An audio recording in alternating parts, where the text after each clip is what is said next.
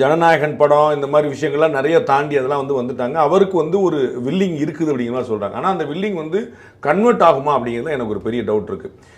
திரு விஷ்ணு ரெட்டி பேசுகிறாரு, திரு ஜெகதீஷ் அப்படின்னு அவருக்கு ரொம்ப காலமாக அவர் கூட இருக்கிறவர் பேசுகிறாரு, பியூஷ் கோயல் முனைகிறாரு, ஆதவ் அர்ஜுனா முனைகிறாரு, அமித்ஷா முனைகிறாரு, அவர் கூட இருக்கக்கூடிய நான் இப்போ சொன்னவங்க எல்லாருமே இன்டைரக்டாக. அதாவது இந்த பக்கம் பார்த்தீங்கன்னா ஆதவ் அர்ஜுனா, விஷ்ணு ரெட்டி அண்டு ஜெகதீஷ் இந்த 3 பேருமே பர்சனலாக தே ஆர் இன் டச்.